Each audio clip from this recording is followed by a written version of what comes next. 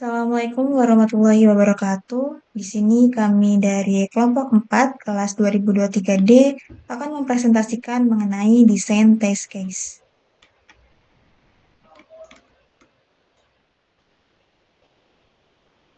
Sebelumnya, perkenalkan anggota kelompok kami, saya Aisyah Nauratul Latifah dengan NIM 119, dengan anggota kami Dinda Sabrina Rianto dengan NIM 122, Haidar Rasyid Amin dengan NIM 127, Gema Izzat Al-Karami dengan NIM 129, dan Nur Ramadhani Arifianto dengan NIM 140.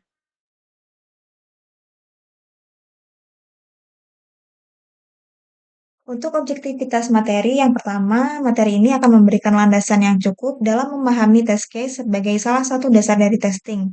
Yang kedua, memberikan dasar-dasar metode desain test case beserta contoh ilustrasinya.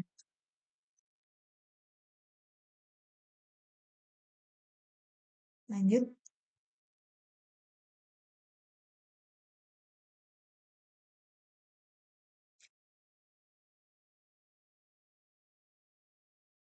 Selanjutnya adalah prinsip desain test case. Desain test case harus mencakup semua fitur yang ada di dalam sistem atau aplikasi untuk memastikan bahwa setiap fungsionalitas telah diuji dengan baik. Yang kedua, hindari pembuatan test case yang berlebihan agar proses pengujian tetap efisien dan tidak memakan waktu serta sumber daya secara tidak perlu.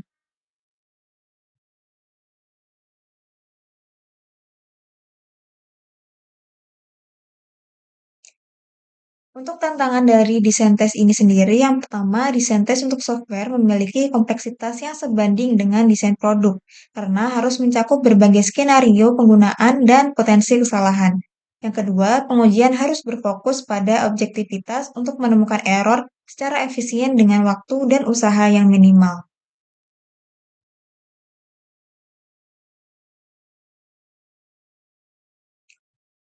Metode desain test case terdapat beragam metode desain test case telah berkembang seiring dengan meningkatnya kompleksitas pengujian dalam pengembangan software. Metode ini dirancang untuk memastikan kelengkapan testing dengan mencakup berbagai skenario dan risiko yang mungkin muncul.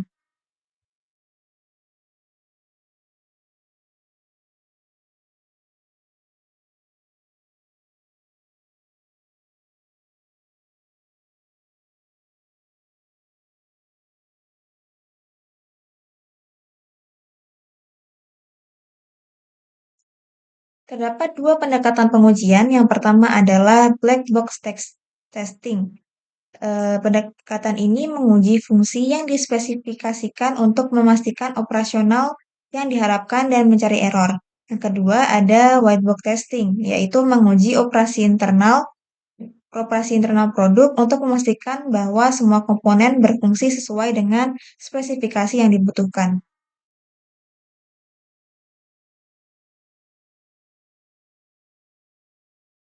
Selanjutnya adalah definisi dari test case ini sendiri. Test case merupakan suatu tes yang dilakukan berdasarkan pada suatu inisialisasi, masukan, kondisi, ataupun hasil yang telah ditentukan sebelumnya.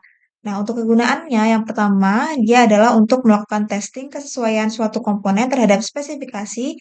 Ini bisa dilakukan menggunakan black box testing.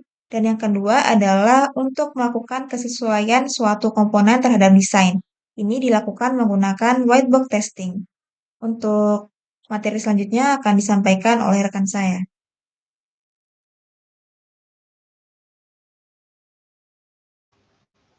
Selanjutnya yaitu definisi white box testing. White box testing yang juga dikenal sebagai clear box testing, glass box testing, atau structural testing merupakan metode pengujian perangkat lunak yang berfokus pada struktur internal kode program. Dalam metode ini, penguji harus memiliki pemahaman yang mendalam tentang kode sumber, arsitektur program, dan logika yang digunakan.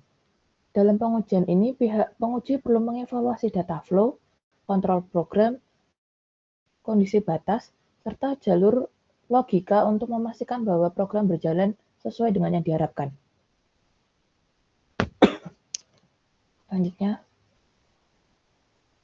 Selanjutnya tujuan white box testing. White box testing bertujuan untuk menjamin fungsionalitas kode, memastikan bahwa setiap fungsi, prosedur, dan modul dalam perangkat lunak berjalan dengan benar. Kedua, meningkatkan keamanan sistem, mengidentifikasi celah keamanan yang mungkin terjadi dalam kode sumber, seperti kerentanan terhadap serangan SQL injection atau buffer overflow. Ketiga, mengoptimalkan efisiensi kode, membantu dalam menemukan kode yang tidak efisien atau berlebihan sehingga dapat diperbaiki untuk meningkatkan kinerja. Keempat, memverifikasi semua jalur eksekusi, memastikan bahwa setiap pernyataan kode, cabang keputusan, dan jalur eksekusi dalam perangkat lunak telah diuji secara menyeluruh. Terakhir, mendeteksi error lebih awal. Dengan melakukan pengujian sejak tahap awal pengembangan, white box testing dapat membantu mengurangi biaya perbaikan bug di tahap selanjutnya.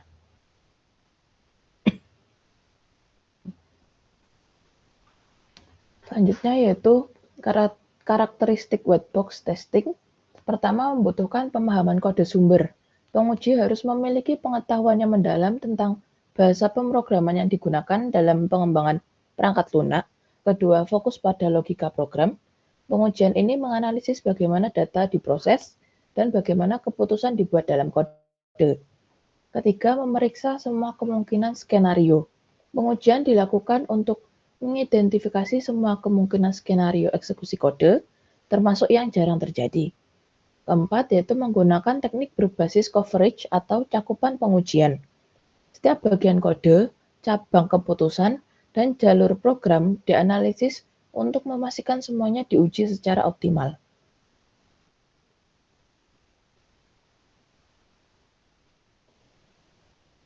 Selanjutnya, metode white box testing. Terdapat 6 metode white box testing. Yang pertama yaitu statement coverage atau cakupan pernyataan. Menguji setiap pernyataan dalam kode setidaknya sekali untuk memastikan bahwa tidak ada perintah yang terlewatkan atau tidak dijalankan. Kedua yaitu branch coverage atau cakupan cabang. Memastikan bahwa setiap percabangan dalam kode, misalnya dalam struktur if-else atau switch case, diuji dengan semua kemungkinan jalur eksekusi. Ketiga, path coverage atau cakupan jalur, menguji semua jalur eksekusi yang mungkin terjadi dalam kode, termasuk kombinasi berbagai keputusan logika dan alur program.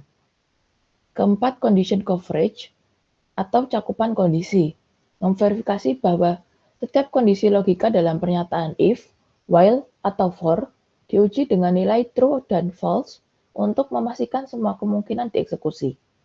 Kelima yaitu loop testing, memeriksa bagaimana perulangan atau loop dalam kode berperilaku, termasuk skenario batas seperti tidak masuk loop sama sekali, satu kali iterasi, dan banyak iterasi. Terakhir yaitu data flow testing, menganalisis bagaimana data mengalir melalui kode untuk mendeteksi variabel yang tidak digunakan, data yang tidak diinisialisasi, atau kebocoran memori.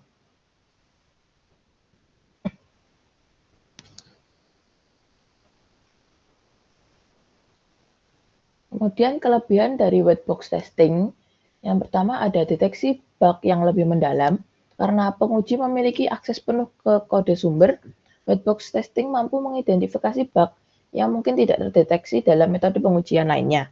Kedua, optimalisasi kode. Selain menemukan bug, white box testing juga membantu dalam mengoptimalkan kode. Penguji dapat mengidentifikasi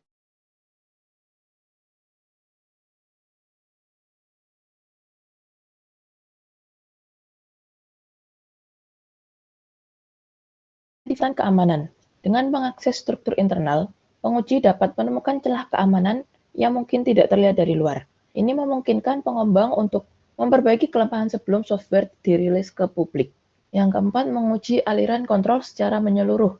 White box testing memungkinkan penguji untuk memastikan bahwa setiap jalur kontrol dalam program telah teruji dengan benar, sehingga mengurangi kemungkinan kegagalan sistem saat digunakan.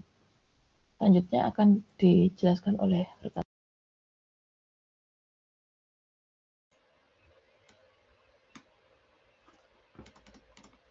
Untuk kekurangan whiteboard testing di sini ada 4. Yang pertama itu kompleksitasnya yang tinggi. Dalam kompleksitas yang tinggi ini, tester membutuhkan pengetahuan mendalam tentang kode internal. Kemudian juga memerlukan keahlian pemrograman yang kuat dan juga proses testing yang lebih rumit dan memakan banyak waktu. Kemudian yang kedua yaitu biaya testing yang tinggi. Biaya white box testing ini membutuhkan tester dengan kemampuan teknis yang tinggi dan waktu pengujian yang lama, yang dimana membuat biaya dapat membengkak, dan serta juga membutuhkan peralatan dan tools testing mungkin yang lebih mahal. Kemudian maintenance yang sulit. Perubahan kode memerlukan perubahan test case yang terus berulang-ulang sampai jadi. Dokumentasi juga harus selalu diperbarui setiap update kode tersebut. Dan juga sulit untuk memelihara test suite yang besar. Kemudian yang keempat atau yang terakhir di sini tidak mencakup keseluruhan sistem.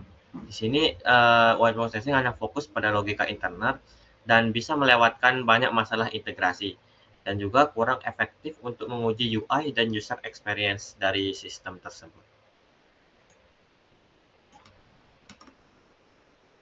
Kemudian di sini untuk contoh white box testing kami menggunakan dua contoh saja, yaitu statement coverage dan juga branch coverage. Yang pertama di sini statement coverage, yang di mana memastikan setiap baris kode dieksekusi minimal satu kali. Misalnya seperti contoh yang ada di kanan di sini dengan function hitung diskon dan total. If-nya di sini total 100 dan diskon yang diberikan yaitu 0,1% kali dari total. Else diskonnya sama dengan 0. Kemudian akan di-return total minus nilai dari diskon tersebut. Nah, misalnya di sini kita testing dengan input 150, yaitu lebih besar dari 100 yang total di sini. Kemudian jika inputnya 50 atau kurang dari 100 di sini, apakah akan diskonnya 0 gitu. Kemudian untuk yang kedua ya ini branch coverage, yaitu menguji semua percambangan kondisi if atau true dan false-nya. Usia 15 apakah kondisi kedua akan true, dan jika input usia 25 apakah kondisi yang ketiga akan true dan yang lain akan false gitu. Kemudian di sini ada definisi dari black box testing. Black box testing adalah metode pengujian perangkat lunak yang menguji fungsionalitas aplikasi tanpa melihat struktur kode internal. Tester fokus pada input dan juga output dari sistem tersebut, tanpa perlu mengetahui bagaimana sistem bekerja secara internal atau data flow-nya. Kemudian untuk karakteristik black box testing sendiri ini ada 5. Yang pertama yaitu independency kode, yang dimana ini tidak memerlukan pengetahuan pemrograman sama sekali dan berfokus pada spesifikasi requirement atau spesifikasi yang dibutuhkan. Dan juga hal ini dapat dilakukan oleh berbagai stakeholder yang ada dalam sebuah perusahaan tersebut. Yang kedua yaitu testing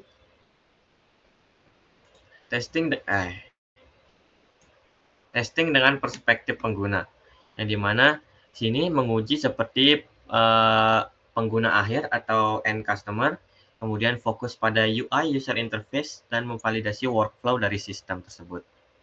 Apakah sudah sesuai dengan apa yang diinginkan oleh user ataukah masih belum. Kemudian yang ketiga itu cakupan testing yang luas. Cakupan testingnya di sini seperti pengujian fungsional, non-fungsional, pengujian regresi, dan pengujian penerimaan dari user-user yang akan menggunakan sistem tersebut.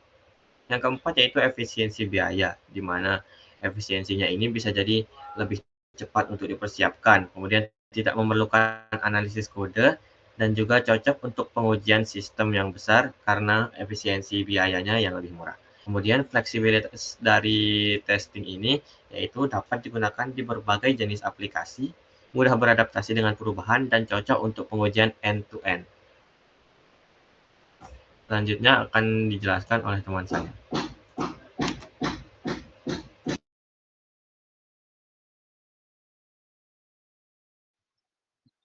Untuk metode black box testing yaitu yang pertama equivalence positioning, yaitu membagi input menjadi kelompok yang dianggap setara untuk mengurangi jumlah test case.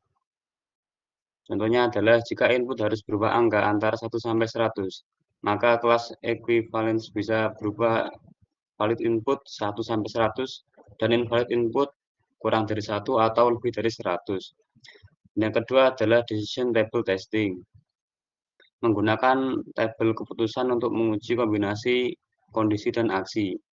Contohnya adalah sistem diskon yang memberikan diskon berbeda tergantung pada jenis pelanggan dan jumlah pembelian, sehingga setiap kombinasi.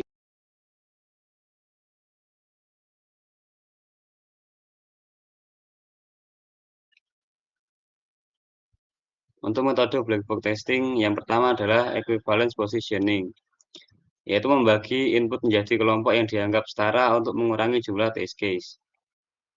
Contohnya adalah jika input harus berupa angka antara 1 sampai 100, maka kelas ekivalensinya bisa berupa input 1 sampai 100 dan invalid inputnya kurang dari 1 atau lebih dari 100.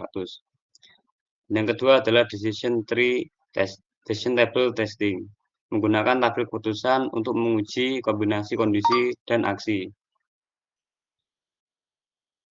Contohnya adalah sistem diskon yang memberikan diskon berbeda tergantung pada jenis pelanggan dan jumlah pembelian, sehingga setiap kombinasi diuji dengan tabel keputusan.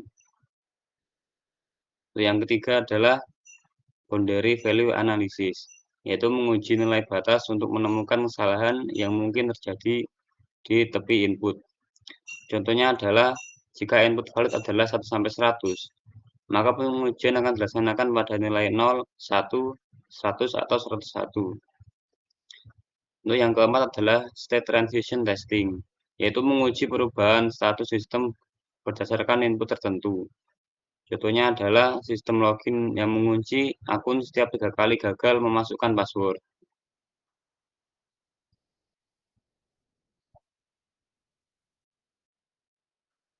Untuk kelebihan black box testing adalah yang pertama sederhana dan mudah dipahami.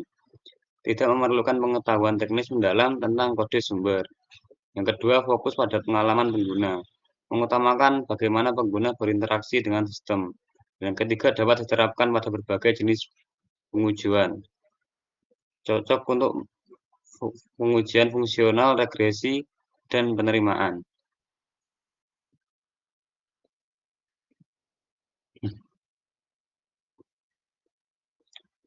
Untuk kekurangan dari black box testing adalah satu, tidak menemukan kesalahan internal, tidak dapat mengidentifikasi kesalahan dan logika internal atau struktur kode. Yang kedua, bergantung pada spesifikasi. Jika spesifikasi tidak lengkap atau tidak akurat, pengujian mungkin tidak efektif. Yang ketiga, mungkin memerlukan banyak test case. Untuk mencapai cakupan yang baik, mungkin diperlukan banyak test case.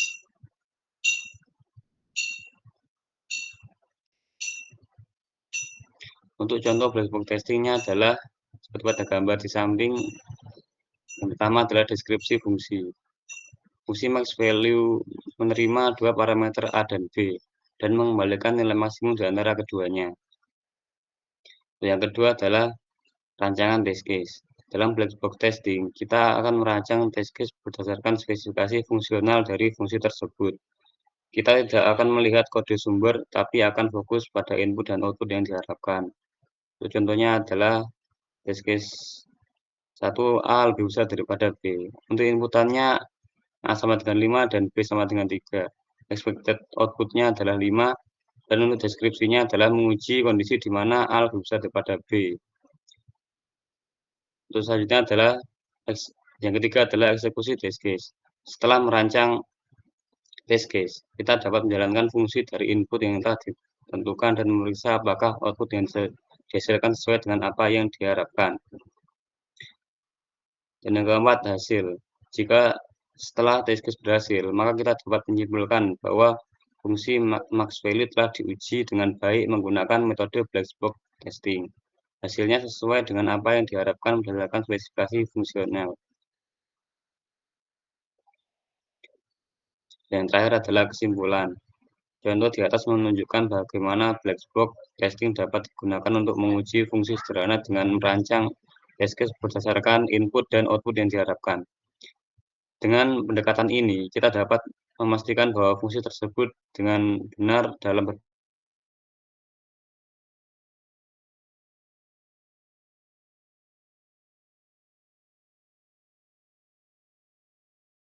berbagi. Serahkan rekan saya. Baik, untuk selanjutnya perbedaan white box dan black box testing. Yang pertama, pendekatan pengujian. White box testing menguji berdasarkan pengetahuan tentang struktur internal dan logika kode. Pendekatan pengujian yang dilakukan dengan memahami struktur internal kode serta logika yang digunakan dalam program. Metode ini sering disebut sebagai glass box testing karena penguji dapat melihat ke dalam kode dan mengetahui bagaimana sistem bekerja. Pendekatan yang dilakukan dalam white box testing ialah penguji harus memiliki pemahaman tentang kode sumber dan alur eksekusi program, serta fokus pada pengujian jalur logika, kondisi if-else, looping, serta pemanggilan fungsi dan variabel. Lalu untuk black box testing, menguji berdasarkan spesifikasi fungsional tanpa pengetahuan tentang implementasi internal. Pendekatan yang dilakukan adalah menggunakan spesifikasi sistem atau kebutuhan pengguna sebagai dasar pengujian, tidak memerlukan pemahaman tentang kode sumber, menguji apakah sistem berfungsi sesuai harapan berdasarkan skenario pengguna. Selanjutnya. Yang kedua, fokus pengujian.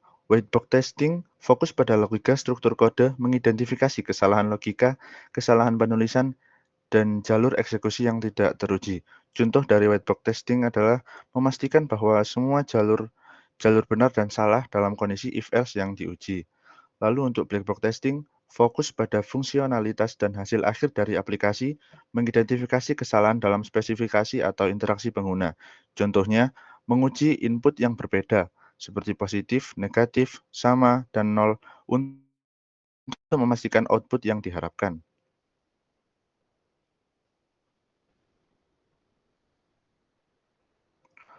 Yang ketiga, desain test case. White box testing, test case dirancang berdasarkan analisis kode dan jalur eksekusi. Ini menguji semua kemungkinan jalur dalam fungsi, termasuk kondisi batas dan logika keputusan.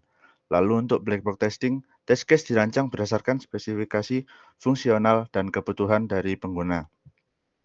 Ini contohnya menguji input yang berbeda untuk memastikan output yang diharapkan. Selanjutnya. Yang keempat, kelebihan dan kekurangan dari white box testing. Yang pertama, kelebihan dapat menemukan kesalahan yang tidak terdeteksi oleh black box, memberikan pemahaman mendalam tentang kode. Lalu untuk kekurangannya, memerlukan pengetahuan teknis yang mendalam, lebih rumit untuk aplikasi besar. Selanjutnya, untuk black box testing, kelebihannya dari black box testing adalah sederhana dan mudah dipahami, tidak memerlukan pengetahuan teknis tentang kode. Lalu untuk kekurangannya, mungkin tidak menemukan kesalahan logika internal tergantung pada spesifikasi yang akurat.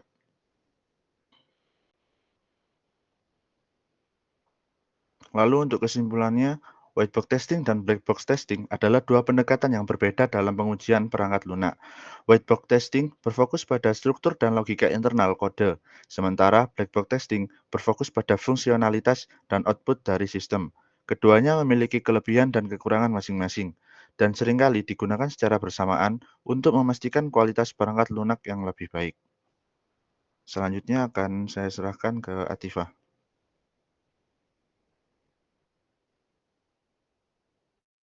Baik, demikian presentasi yang telah dilakukan oleh kelompok kami.